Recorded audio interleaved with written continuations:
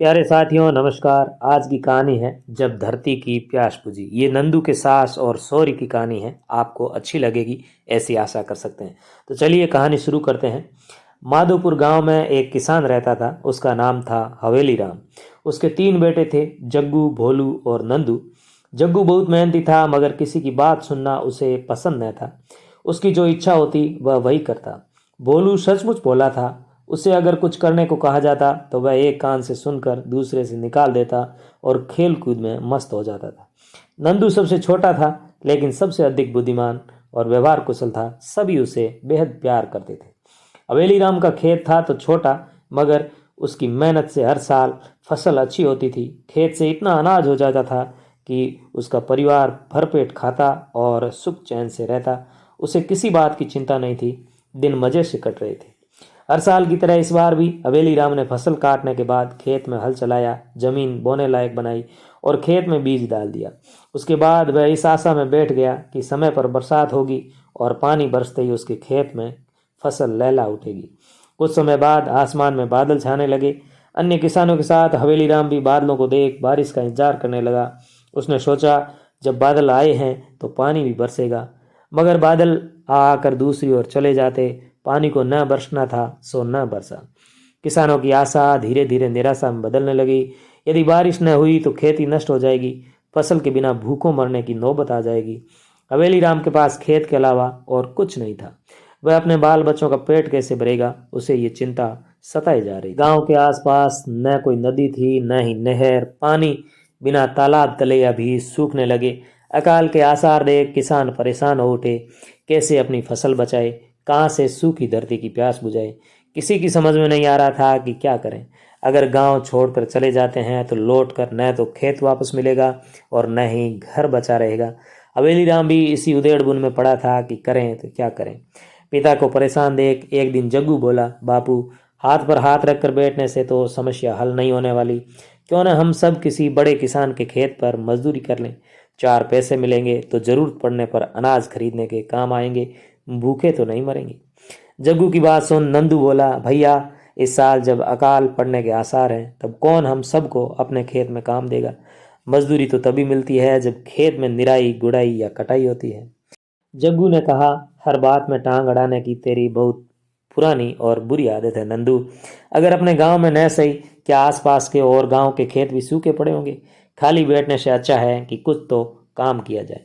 जग्गू की बात सुनकर हवेली राम बोला, जग्गू, तुम घर के भले के लिए मजदूरी की बात कर रहे हो, मगर बेटा, संकट के समय अगर अपने परिवार के लोग साथ रहते हैं तब मनुष्य में हर दुख और संकट सहने की हिम्मत बनी रहती है। मगर बापू, मैंने तो मन में ठान लिया है, अगर किसी गांव में मजदूरी ना मिली तो शहर चला जाऊंगा। वहां तो कुछ काम मिल ही जाएगा, जग्गू ने दृढ़ता से कहा।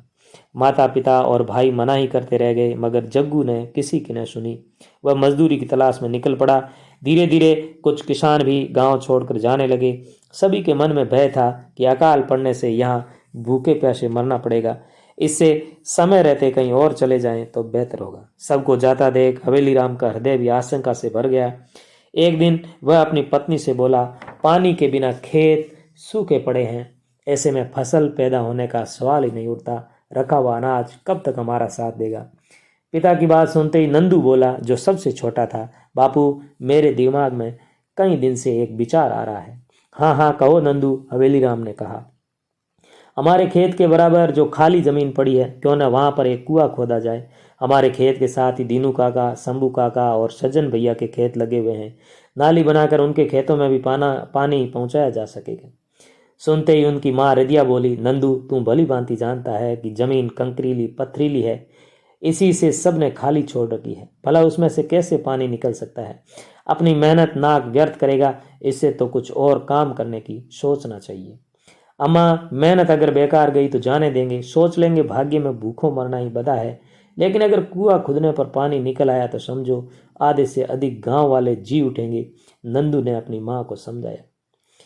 पर हवेली राम और रधिया उससे सहमत न हुए। उस समय तो नंदू चुप हो गया। रात में जब वह लेटा तो बार बार उसकी आंखों के आगे पानी से भरा हुआ कुआं आता। उसे लगता कि मेहनत करने में क्या अर्थ है।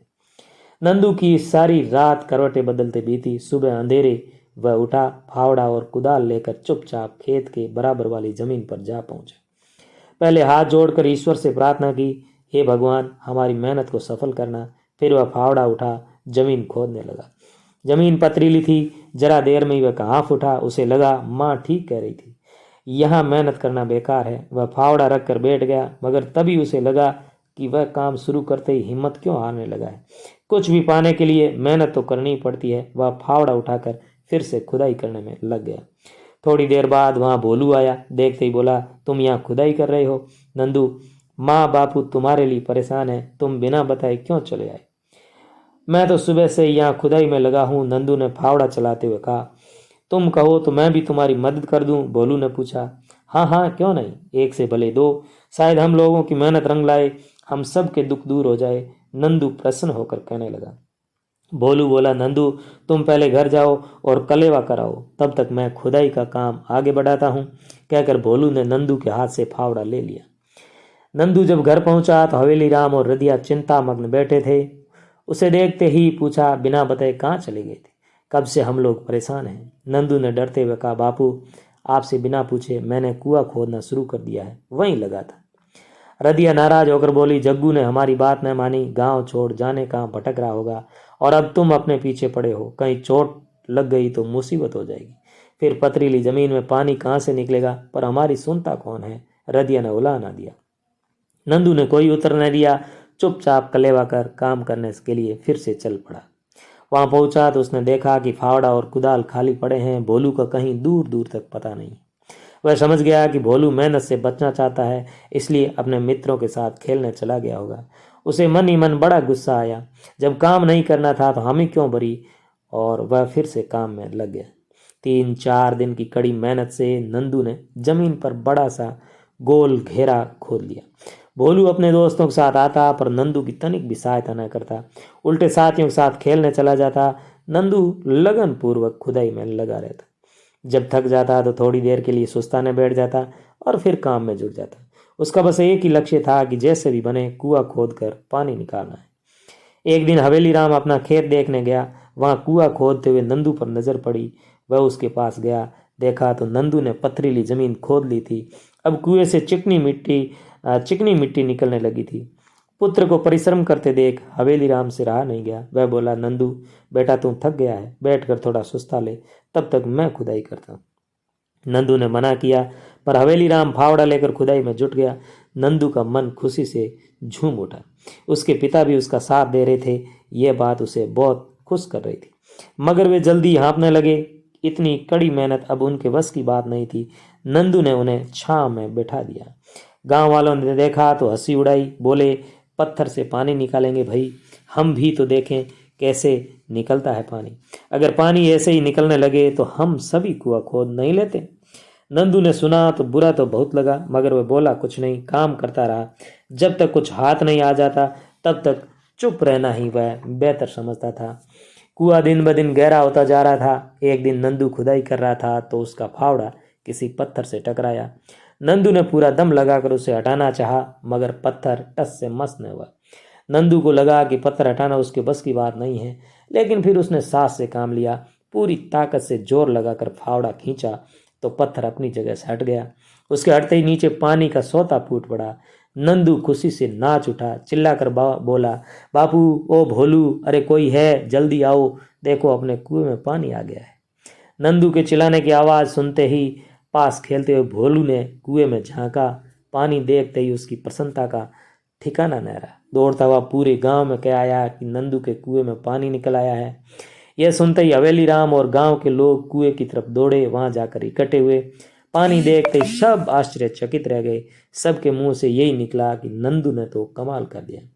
हमने तो सपने में भी नहीं सोचा था कि इस जमीन से पानी निकल सकता है। इसके बाद कुआं और गहरा किया गया। नंदू ने भगोती कक्का से रहट बनवाया। सभी के खेतों में नालियां बनवाई। रहट चलते ही पानी खेतों में जाने लगा। सूखे खेतों में जान पड़ने लगी। धरती की प्यास बुझी तो बीज भी फूटने लगे। किसानों ने राहत की सांस ली। नंदू का श्रम रंग लाया था। देखते ही देखते खेती लहलाने लगी। इन सब की सूचना शहर भी पहुंची। जिलाधीश गांव का मुआयना करने आए। उन्होंने नंदू को बुलाकर खूब शाबाशी दी। यह खबर अखबार में छपी कि 14 साल का एक बालक जिसने साहस और लगन से अपने गांव को अकाल से बचा लिया है।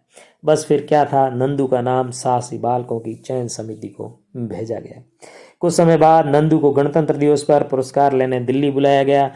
पुरस्कार प्राप्त करने के साथ ही परेड के जुलूस में हाथी पर बैठकर वह भी और बच्चों के साथ निकला। दर्शक ताली बजाकर बच्चों का स्वागत कर रहे थे। यह देख नंदू की प्रसन्नता का ठिकाना न रहा। उसके श्रम का उसे इतना बड़ा पुरस्कार मिलेगा, यह उसने अपने सपने में भी नहीं सोचा था।